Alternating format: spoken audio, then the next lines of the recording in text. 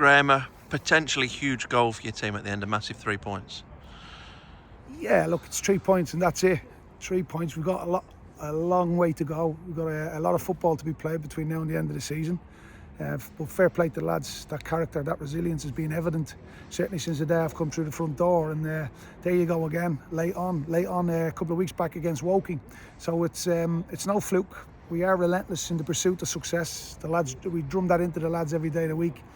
But I thought overall tonight, and let's not take the easy for Aldershot to talk about the late winner, but we were very, very good tonight. We were by far a better team than them. Their goalie comes away with man of the match. He's pulled off 3-4 great saves, to be fair to him, and well done. I think our goalie had one effort to deal with. We make one mistake and we allowed him in. But on a whole, I thought that was a really, really strong away performance on a really tough pitch. What was the thought at half time? Because you'd done well first half, but then almost against the run of play, found yourselves one down. Yeah, look, the goals, the one thing I had to drum home at half time, and the experienced lads, Millsy and the likes, and Rowie and Greeny and that will know, Hazel know, Maria, they touched on the timing of goals.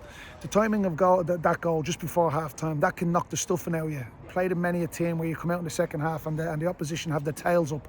Now, we asked them to manage the first 10-15 minutes of the second half, and I thought that was paramount, and that was so important in us winning the game tonight. Because if we didn't win that game, you know, there's a lot of young lads, because if we didn't win that game tonight, that period, that goal before half time would have killed us. But the lads come out and they managed the second half really, really well. The first 10-15 minutes, they hung in there. And they played really, really strongly in the second half, to be fair to them. I thought Aldershot would have come out with their tails up and caused us more problems, but they didn't. So fair play to our lads. But them moments and times of the goals were crucial. They got a goal just before half time, that was crucial. And again, our goals came at crucial times in the game as well. And was it important from you not to rush it, perhaps?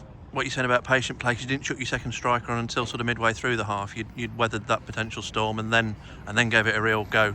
Yeah. Not that you weren't already. In fairness. It was a real dilemma for us this week. It was a real dilemma, obviously not having Jimmy, so we didn't know. We were tossing and turning whether to go with the two strikers. But I just thought the pitch, Aldershot on a high, the way Aldershot played, they tried to play through the middle of the park. I just thought we needed the extra body in there, and we went with the four lads in Slogs and Richo, with Dylan and with Dylan and Frankie underneath Hayes. And I thought Dylan and Frankie were exceptional, to be fair. The energy that they give us, and they had a lot of really good moments between them. Richo was exceptional. The one moment in the first half, they score off.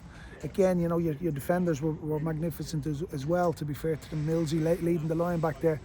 But we got to cut out crazy moments out. We got to cut the crazy moments out, the daft goals against, and we got to try make it a little bit more comfortable for ourselves, i.e. being clinical when we're attacking, and be a little bit more clinical defending as well. Because that's 2 games now we've encouraged the opposition, and the opponents in this division don't need encouraging. So it's just little bits and pieces that we need to tidy up on, because you've got a really, really good group of lads in there, and the character, the resilience and the spirit that they've built up is exceptional. And your substitutes, it's been a theme of your time here so far that they make an impact generally, and James Gale's now got 2 big goals in 3 games. Well, Gailey's unfortunate not to be starting games. Like I say, with the players that we've brought in, they've actually pushed the lads on to the next level, the ones that are in the team. So I do think the lads that are in the team look over their shoulder and can see the strength and depth that we have. Yes, we've only got 6 or 7 lads, and that's our depth.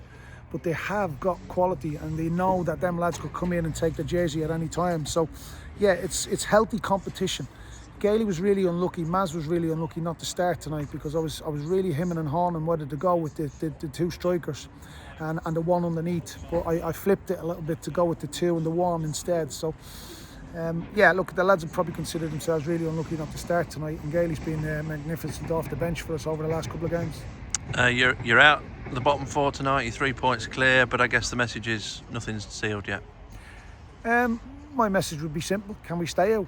Let's stay out. Let's target staying out between now and the end of the season. We got out there last week, 2 weeks ago was it, and we went back in. So that can easily happen. There's nothing done. I wouldn't get too excited at this moment in time. Football has a cruel way of kicking you where it hurts. So if we're not at it, if we take our foot off the gas, and if we get a little bit complacent, and that's what can happen when you win games of football. You know what happens in football. You can soon, quick enough, find yourself back in the mire, and that's a challenge for the lads now. Try and stay out. Let's try and stay clear of it. Back at home now though, Altrincham next, then Wealdstone. And Jimmy Knowles, has he got a chance of being back? I don't know whether we will have Jimmy the weekend. Hopefully we do. If we have him the weekend, that's brilliant. Whether we have him for this weekend or the following weekend, I don't know as of yet. And if I knew, I probably wouldn't give it away. I probably wouldn't. I wouldn't let people know. But yeah, look, it was a bad one. He took a right whack again in the penalty area. But look, we seem to be up against it when it comes to decisions as well, to be honest. But that's life. That's life. We don't know. We don't know is the short and sweet answer.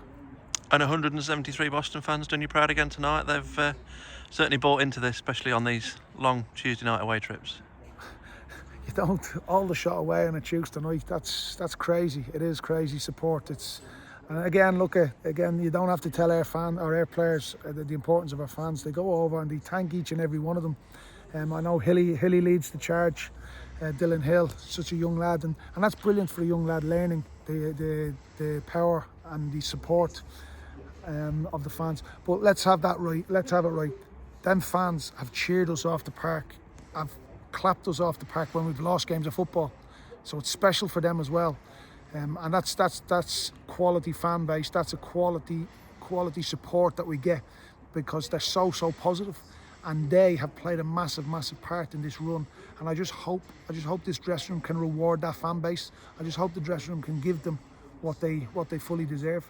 And I hope we get a big number turning out for us over the next 3 home games and help us along the way, because this is a community effort. You can see by that on the sidelines. You can see and hear the noise they make, and the atmosphere that they generated in our last home game against Sutton was unbelievable. There was some memories there. So hopefully they can turn out on Saturday and in the numbers, and they can cheer us and shout and get us over the line again.